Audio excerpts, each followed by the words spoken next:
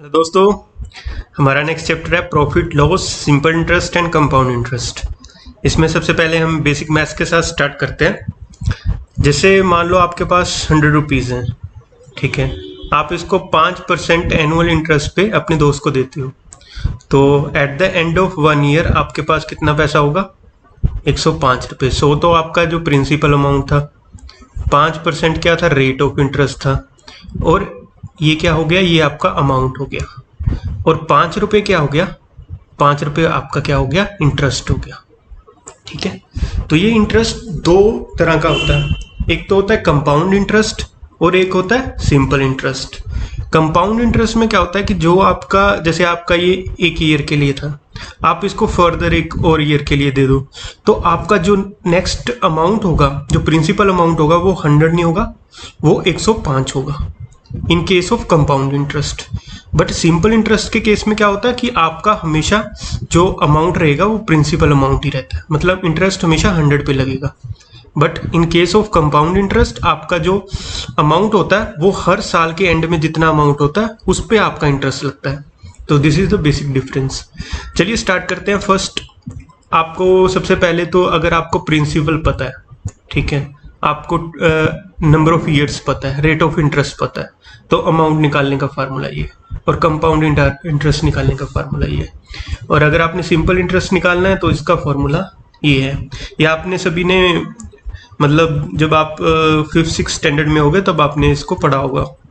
चलिए नेक्स्ट, अगर एक आर्टिकल आप सेल करते हो और उस पर आप 35% के नियर अबाउट आप उस पर गेन करते हो, मतलब 35% प्रॉफिट होता है आपको, तो आपका सेल प्राइस कितना होगा? 135% ऑफ कॉस्ट प्राइस, ठीक है। और अगर आपको लॉस 35% होता है तो आपका सेल प्राइस क्या होगा? जैसे मान लो कि सेल प्राइस क्या होता है? सेल प्राइस होता है कॉस्ट प्राइस इनटू प्रॉफिट, ठीक है। तो अगर आपका 35% प्रॉफिट हुआ है तो कॉस्ट प्राइस इंटू 1.35, ठीक है। और अगर आपका लॉस होता है तो मल्टीप्लाई बाय, देखो 35% प्रॉफिट लॉस होगा तो प्रॉफिट कितना रह गया आपका? 6.65 रह गया, क्योंकि 100% कितना होता है? 1, मतलब कॉस्ट प्राइस ही हो गया। और इसमें से आपका 35% लॉस हो गया 100 में से, तो कितना रह गया? 65%, ठीक है। तो इसको आपने याद रखना है। चलिए नेक्स्ट, अब एडवांस मैथ में जो आपको पीपीएससी पूछ सकती है, उसमें आपको बेसिक क्वेश्चंस जो आपको पूछ सकती है कि जैसे आपका रेट ऑफ इंटरेस्ट, अगर आपने सबसे पहले एक चीज़ ध्यान में रखनी है कि रेट ऑफ इंटरेस्ट जो गिवन हो वो पर एनम गिवन होना चाहिए, ठीक है। और सेकंड कि वो आप उसको कंपाउंडेड जो कर रहे हो वो एनुअली कर रहे हो, क्वार्टरली कर रहे हो, या कैसे कर रहे हो, ठीक है। उस चीज़ को आपने देखना है। अगर तो कंपाउंडेड एनुअली हो रहा है, ठीक है, एनुअली कर रहे हो कंपाउंडेड, तो आपको ये वाला फार्मूला यूज करना है। कंपाउंडेड एनुअली का मतलब क्या है कि जैसे आपने 100 रुपया था आपके पास, आपने 5% इंटरेस्ट पे दिया तो 105 रुपये हो गए, पर वो कितने टाइम के बाद हुए? 1 साल के बाद हुए। लेकिन अगर आप उसका इंटरेस्ट को कंपाउंड कर रहे हो हाफ ईयरली, हाफ ईयरली का मतलब क्या है कि जैसे 100 रुपया आपके पास था, ठीक है, आप उसको क्या करो 6 मंथ्स के बाद ही, मतलब 1 साल के पहले ही 6 मंथ्स पे आप उसको कंपाउंडिंग कर लो, तो आपका रेट ऑफ इंटरेस्ट कितना था? 5% था, ठीक है। तो रेट ऑफ इंटरेस्ट इस केस में क्या होगा? 5/2 हो जाएगा, ठीक है। और 6 मंथ्स पे आप उसको कंपाउंड कर लोगे। तो इसका फार्मूला क्या है? इसमें आपने क्या करना है? r को r/2 कर देना है, और जो n था ना उसको 2n कर देना है, बस। बाकी सारा फार्मूला सेम है। फॉर क्वार्टरली में क्या करना है? r/4 कर देना है, और n को क्या कर देना? 4n कर देना है। बाकी फॉर्मूला सेम है। चलिए नेक्स्ट, अगर आपको गिवन हो difference between compound interest and simple interest over 2 years आपको निकालना हो, तो उसका फार्मूला ये फार्मूला याद कर लीजिए। इस पे हम इसको प्रैक्टिकली भी सोल्व करेंगे। इसमें इस वीडियो में मैं आपको एक न्यूमेरिकल दिखाऊंगा इसी के रिलेटेड। और अगर आपको 3 ईयर्स में कंपाउंड इंटरेस्ट और सिंपल इंटरेस्ट के बीच डिफरेंस निकालना हो तो इसका फार्मूला ये। नेक्स्ट फार्मूला जो important exam point of view से, If a certain sum at compound interest become x times in n1 years and y times in n2 years, then ये वाला फार्मूला भी याद कर लीजिए, हम इसको प्रैक्टिकली भी देखेंगे। जैसे वो बोल रहा है कि certain sum at compound interest become x time, मतलब एक सम है, मान लो 100 रुपीज है, वो क्या करता है, वो 2 टाइम्स हो जाता है 3 इयर्स में, ठीक है, 4 टाइम हो जाता है अपना 6 इयर्स में, ठीक है। तो आपने ये वाला फार्मूला आप उस केस में यूज कर सकते हो, ठीक है। चलिए next, if a certain sum at compound interest amounts to a1 in n years and a2 in n+1 years, ठीक है, तो उसका रेट ऑफ कंपाउंड इंटरेस्ट क्या होगा, उसका फार्मूला ये वाला है। जो नीचे वाला फार्मूला ये आपको याद करने की जरूरत नहीं है, बेसिकली यही वाला फार्मूला एग्जाम में पूछा जाता है। चलिए नेक्स्ट, अब हम इसका नेक्स्ट जो questions exam point of view से इंपॉर्टेंट है, चलिए नेक्स्ट क्वेश्चन देखते हैं। When a person sells two similar items, one at a gain of say x% and the other at a loss of x%, then the seller always incurs the loss given by, मान लो कि 100 रुपए थे आपके पास, एक को आपने 100 रुपए का आइटम था आपके पास, एक को आपने क्या किया 20% गेन पे बेच दिया, ठीक है, और एक को आपने 20% लॉस पे बेच दिया। तो इस केस में आपको हमेशा लॉस होगा, और जो लॉस का फार्मूला है वो कितना होगा, x/10 whole raise to power square, ठीक है। तो इसको भी आपने याद रखना है। और नेक्स्ट क्वेश्चन जो आपको पूछ सकते हैं, if a trader profess to sell his good at cost price but uses false weights, देन क्या होता है ना, जैसे आप सब्जी खरीदने गए, आपको कुछ सब्जी खरीदना था पर उसने क्या किया, उसका वेट में गड़बड़ी कर दी, ठीक है, तो आप उसको कितना गेन हुआ, ठीक है, उसका फार्मूला क्या है, error upon true value minus error into 100। चलिए नेक्स्ट, अब नेक्स्ट आपको बेसिक क्वेश्चन इसके ऊपर तो आता ही आता होता है। इसमें क्या होता है कि जैसे आपको कॉस्ट प्राइस गिवन होता है, ठीक है, कॉस्ट प्राइस को आप प्रॉफिट के साथ मल्टीप्लाई कर दोगे तो सेल प्राइस आ जाएगा, लॉस के साथ मैंने आपको बताया था 100 में से जितना लॉस हुआ उसको माइनस कर दोगे और उसको कॉस्ट प्राइस से मल्टीप्लाई कर दोगे तो भी सेल प्राइस आ जाएगा, और सेल प्राइस के ऊपर अगर कोई बंदा डिस्काउंट दे देता है तो वो हो जाता है उसका मार्केट प्राइस। अब इसको समझने के लिए आप इसको सिंपल ये समझ सकते हो, 100 रुपए का चीज था, ठीक है, प्रॉफिट 25% हुआ, ठीक है, तो उसने कितने में बेचेगा, वो 125 पे बेचेगा। लेकिन उसने क्या किया, उसने बोला कि यार तू मेरा रेगुलर ग्राहक है तो मैं तुझे क्या करता हूँ, मैं तुझे 10% का डिस्काउंट दे देता हूँ। तो इसका 10% का डिस्काउंट कितना हो गया, 12.5, तो इसमें से 125 माइनस 12.5 कितना हो जाएगा आपका, ये हो जाएगा आपका मार्केट प्राइस, ठीक है। तो ये तीनों चीज आपको याद रखनी है, ये आपको न्यूमेरिकल सोल्व करने में हेल्प करेगा। चलिए, जो मैंने आपको ऊपर ट्रिक्स बताई हैं उसको अब हम यूज करते हैं। जो first question, reduction in 10% price enable customer to purchase 25 kg more for ₹225, what is the original price. क्या बोल रहा है क्वेश्चन, क्या बोल रहा है कि अगर 10% प्राइस कम कर देता है, मतलब दुकानदार 10% प्राइस कम करता है तो कस्टमर क्या करता है, 25 kg और खरीद लेता है 225 रुपए तक, और what is the original price, ठीक है। तो इसको याद करना है, इसमें मतलब ट्रिक क्या यूज हो रहा है, जैसे 10% रिडक्शन इनेबल 25 kg, ठीक है, अगर 100% रिडक्शन कर देता है तो 250 kg हो जाएगा, बट ये 250 kg क्या होगा, उसका टोटल क्वांटिटी होगा, क्योंकि 100% पे क्या होगा, उसका टोटल क्वांटिटी आ जाएगा।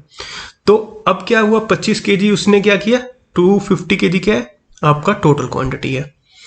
अब reduction in 10% price enable customer to purchase 25 kg more for ₹225, अगर इसमें से आप 25 kg माइनस कर दोगे तो ये इसका क्या हो जाएगा, ये इसका इनिशियल क्वांटिटी नहीं हो जाएगा, ठीक है, तो ये इसका इनिशियल क्वांटिटी हो गया, और ये कितने पे खरीद रहा है, वो खरीद रहा है ₹4.225 पे, ठीक है, तो उसका प्राइस कितना आ गया, इनिशियल प्राइस कितना आ गया, और ₹1 पर kg। चलिए next question, A man have to sell his chair for ₹720. He would lose 25%. To gain 25%, he would sell it for. चलिए, इसको आप यूनिटरी मेथड से सॉल्व कर सकते हो, इससे आपका टाइम बचेगा। जैसे लॉस हुआ तो 25% हुआ, इसको आप 1/4 लिख लो, ठीक है, तो 25% जो लॉस हुआ इसको आप लिख सकते हो 1/4। अब मान लो कॉस्ट प्राइस 4 है तो लॉस कितना होगा, 1 होगा। तो सेल प्राइस कितना हो गया, सेल प्राइस होता है आपका कॉस्ट प्राइस माइनस लॉस, तो कितना हो गया, 3 यूनिट्स हो गया। ठीक है, अब 3 यूनिट्स किसके बराबर है आपका, यहाँ पे आपको गिवन है सेल प्राइस कितना दिया हुआ, 720 सेल प्राइस गिवन है यहाँ पे। ठीक है, तो 1 यूनिट किसके बराबर हो गया, 240 के बराबर हो गया। अब आपने गेन निकालना है, गेन 1/4। अब कॉस्ट प्राइस ये है और गेन 1 रुपया हुआ है, तो सेल प्राइस कितना हो गया, 5 रुपये हो गया। ठीक है, तो sale price is equal to 5 × 240। ठीक है, तो 1200 हो गया। तो इस मेथड से अगर आप करोगे तो आपका टाइम भी बचेगा और आप, अब इस ट्रिक को हम यूज करेंगे, इसको आपने यूज करना है। चलिए, by selling an article for ₹144 a man gain such that the percentage gain equal to the cost price.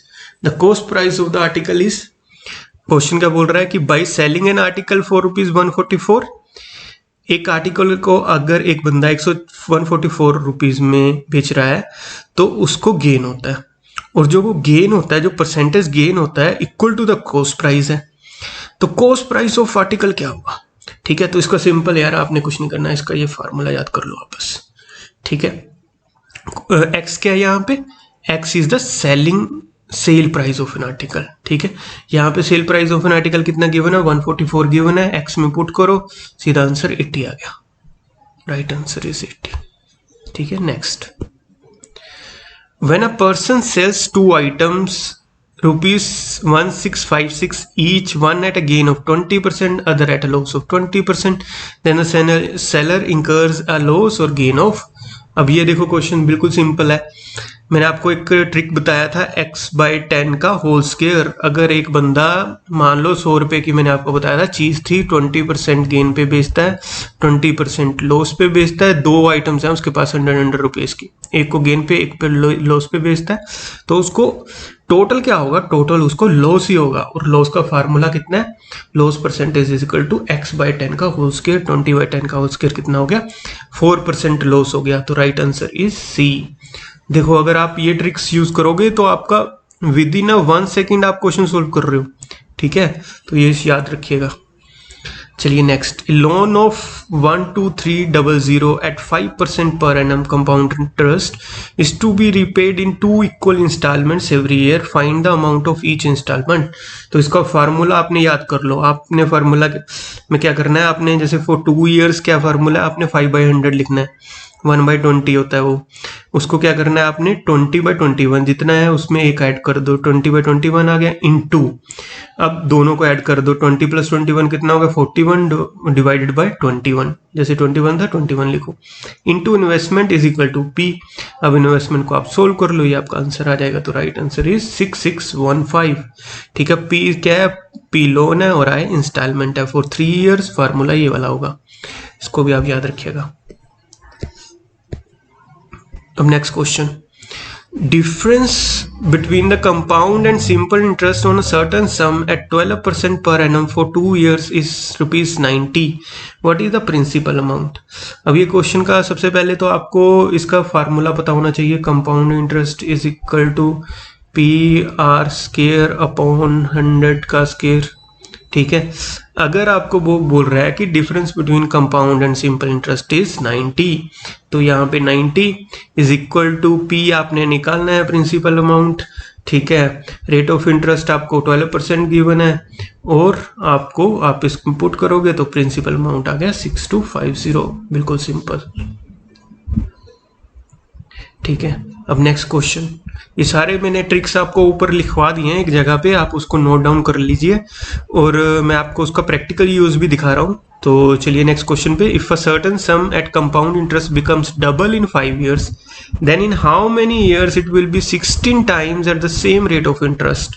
ठीक है, अब आप इसको सोल्व करो। फॉर्मूला मैंने आपको बताया है, x is equal to x⁻1/n1 y⁻1/n2 का होगा। क्वेश्चन क्या बोल रहा है कि एक सर्टन सम था, 5 years में डबल हो गया। ठीक है, तो कितने साल में 16 टाइम्स होगा। ठीक है, तो आप सिंपली x आपको गिवन है, x डबल हुआ है 5 years में, तो 2 1/5 इज इक्वल टू 16 1/n2, या इक्वेट करोगे तो आपका आंसर आ जाएगा। इसको इक्वेट कैसे करना है, 2 1/5 इज इक्वल टू 2 4/n2। ठीक है, तो n2 कितना हो गया, इसको इक्वेट करो 1/5 4/n2 n2 कितना आ गया 20। तो राइट आंसर इज बी। ठीक है, नेक्स्ट। चलिए नेक्स्ट क्वेश्चन। अब ये भी आपको, ये सारी ट्रिक्स हैं, देखो आपको 1 सेकंड से ज़्यादा नहीं लगेगा अगर आप ये ट्रिक यूज़ करोगे, बट आप अगर आप इसको सोल्व करने लग जाओगे तो आपको 1 घंटा लग जाएगा इसको सोल्व करने में। A sum of money invested at a compound interest ₹800 in 3 years and ₹840 in 4 years। Rate of interest per annum is, अब इसका फार्मूला क्या है, A2 - A1 upon A1 into 100। तो एक सम ऑफ मनी था जो 800 है 3 ईयर्स में, 840 हो जाता है 4 ईयर्स में। तो रेट ऑफ इंटरेस्ट कैसे आएगा, 840 - 800 अपॉन 100 इंटू 100 करो तो 5%। इसके लिए आपको कॉपी पेन भी यूज़ करने की ज़रूरत नहीं है। चलिए, मैं होप करता हूँ कि आपको मेरे ये क्वेश्चंस और ट्रिक्स अच्छे लगे होंगे। चलिए, आप पढ़ते रहिए और जो आपका मन करे वो करिए। Okay, thank you.